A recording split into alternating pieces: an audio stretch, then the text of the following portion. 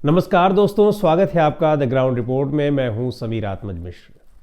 बिहार की राजनीति दिनों दिन दिलचस्प होती चली जा रही है। नीतीश कुमार दिल्ली में जब 2 दिन थे, भारतीय जनता पार्टी के नेताओं से नहीं मिले, लेकिन उनकी मुलाकात कांग्रेस पार्टी के नेताओं से हुई। इस बीच लालू प्रसाद यादव का गुरुवार को एक ऐसा बयान सामने आया जिसने पूरी तस्वीर को साफ करके रख दिया। और तस्वीर उसके बाद फिर साफ हुई जब राज्यपाल आरिफ मोहम्मद खान का शपथ ग्रहण समारोह हुआ।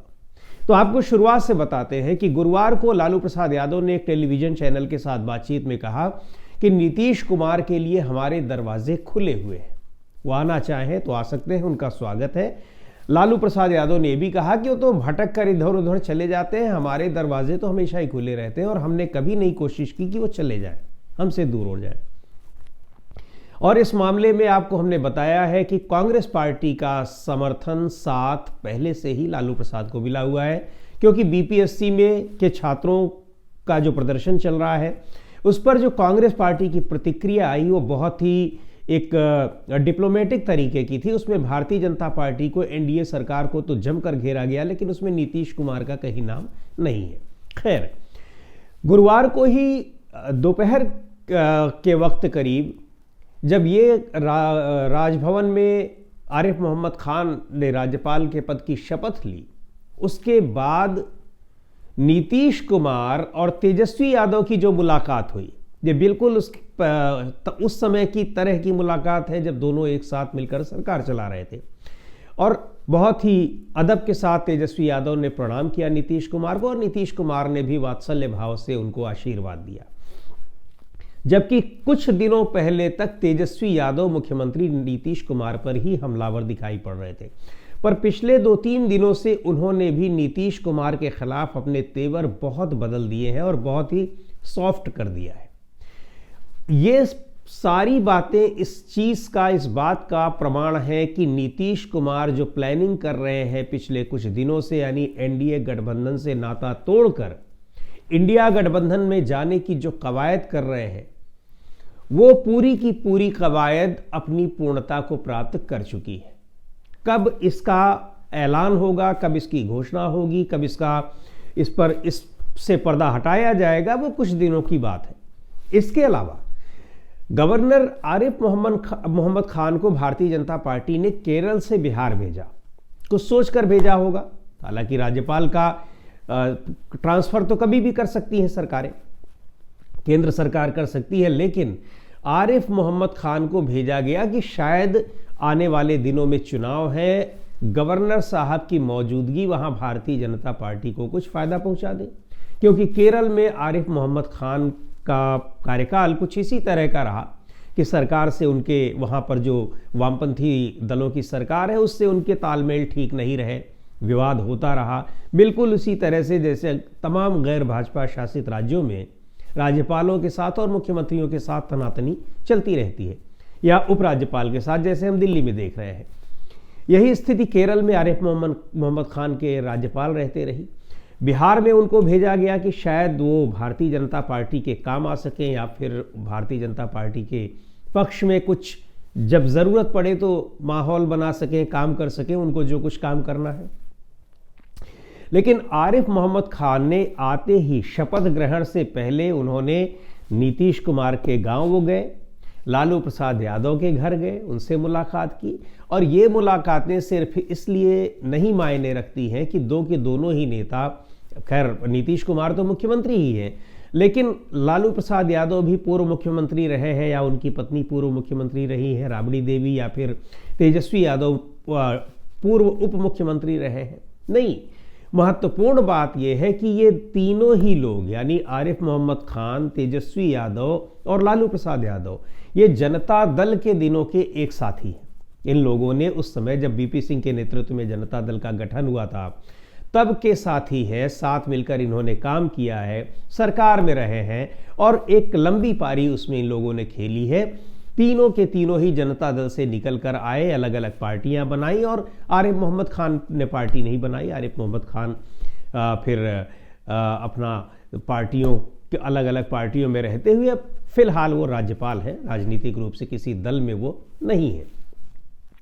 तो ये चीज़ें भी बड़ी महत्वपूर्ण है कि आरिफ मोहम्मद खान की नज़दीकी इन लोगों से हो गई है, और ये भी कहा जा रहा है कि कहीं इस नज़दीकी को बढ़ाने में भी आरिफ मोहम्मद खान की भूमिका रही या नहीं रही, ये तो खैर राजनीतिक कयास हैं। लेकिन जिस तरह से पिछले 3-4 दिनों से बीपीएससी की परीक्षा में धांधली के खिलाफ आंदोलन कर रहे छात्रों पर जिस तरह से लाठीचार्ज हुआ, उनके ऊपर पानी की बौछारें की गई, उसके बाद से, और हालांकि उस समय नीतीश कुमार दिल्ली में थे, लेकिन तब से ही कांग्रेस पार्टी के नेताओं का, तेजस्वी यादव का तरीका बिल्कुल बदला हुआ है। उनका जो टारगेट है या उनका जो प्रहार है वो भारतीय जनता पार्टी पर हो रहा है, एनडीए सरकार पर हो रहा है, लेकिन नीतीश कुमार पर नहीं हो रहा है। ये बड़ी महत्वपूर्ण बात है। और गुरुवार को ही कांग्रेस पार्टी के प्रदेश अध्यक्ष रह चुके शकील अहमद खान का भी एक बयान आया, और उन्होंने कहा कि अगर नीतीश कुमार आते हैं, सभी गांधीवादी नेताओं का हम अपने गठबंधन में स्वागत करते हैं। ये महत्वपूर्ण बयान उन्होंने दिया। लेकिन एक दूसरी चीज और चल रही, तो खैर ये नीतीश कुमार अगर इंडिया गठबंधन में आ रहे हैं तो उनको किसी तरह की दिक्कत तो है नहीं, लेकिन इसका प्रभाव बिहार की राजनीति पर ही नहीं पड़ने वाला है। वो सबसे महत्वपूर्ण प्रभाव उसका पड़ सकता है कहाँ? केंद्र की राजनीति में। और महत्वपूर्ण बात यह भी है कि एनडीए के तमाम दूसरे घटक दलों के भीतर भी बेचैनी इस समय चल रही है। खासकर महाराष्ट्र में एकनाथ शिंदे, वो लगातार सरकार से नाखुश हैं, भारतीय जनता पार्टी से नाखुश हैं। किसी तरह से वो उन्होंने सोचा कि डिप्टी सीएम का पद ले लेंगे तो उनको गृह मंत्रालय मिल जाएगा, वो भी नहीं मिला, वो भी मौके की ही तलाश में है। दूसरी तरफ जो एक सबसे महत्वपूर्ण घटनाक्रम दिखाई पड़ रहा है वो उत्तर प्रदेश में एनडीए के घटक दलों के साथ दिखाई पड़ रहा है। एनडीए का मजबूत घटक दल है अपना दल एस, जिसकी नेता अनुप्रिया पटेल केंद्र में मंत्री हैं। कैबिनेट मंत्री आशीष पटेल अनुप्रिया पटेल के पति हैं, वह उत्तर प्रदेश में कैबिनेट मंत्री हैं। इतने बड़े आरोप उन्होंने अपनी सरकार पर लगाए हैं, ट्वीट किया, प्रेस कॉन्फ्रेंस की, और सीधे तौर पर उत्तर प्रदेश सरकार के एक बड़े अधिकारी के खिलाफ, शिशिर सिंह जो सूचना निदेशक है, उनके खिलाफ उन पर आरोप लगा रहे हैं कि वो उनके खिलाफ भ्रष्टाचार के आरोप लगा रहे हैं। बहुत सारी बातें उन्होंने कही हैं और ये भी कहा है कि उनकी जांच करा ली जाए। लेकिन सबसे बड़ा आरोप लगाया है उन्होंने UP STF special task force के ऊपर कि वो उनकी जान लेना चाहता है। अगर उनके साथ कोई दुर्घटना हुई तो उसके लिए एसटीएफ जिम्मेदार होगा। बहुत सी बातें उन्होंने कही। कुल मिलाकर ये है कि इस घटक दल का, यानी अपना दल एस, उसका भारतीय जनता पार्टी से अलगाव लगभग हो चुका है।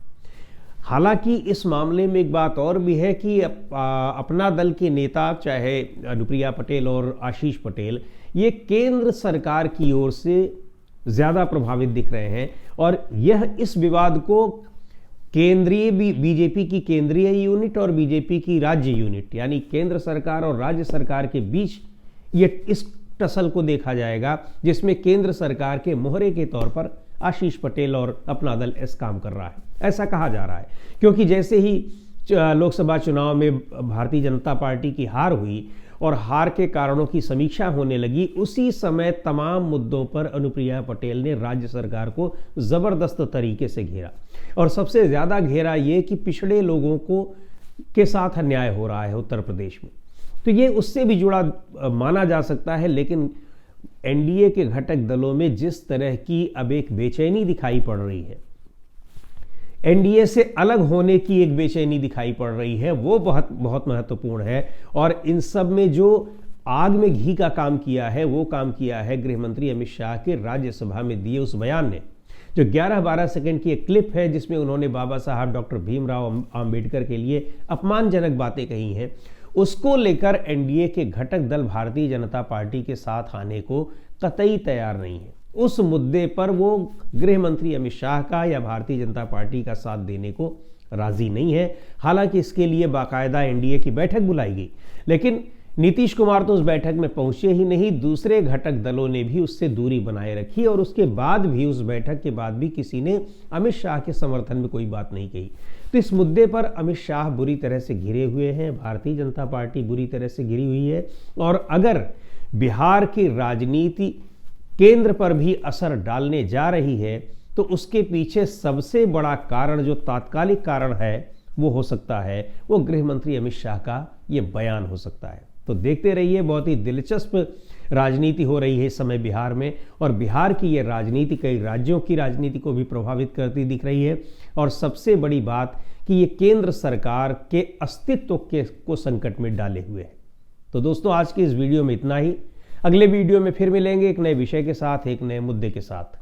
द ग्राउंड रिपोर्ट के यूट्यूब चैनल को आपने अब तक सब्सक्राइब न किया हो तो ज़रूर कर लें, हमारे वीडियोस को लाइक करें, शेयर करें और अपने सुझाव भी हमें ज़रूर भेजें।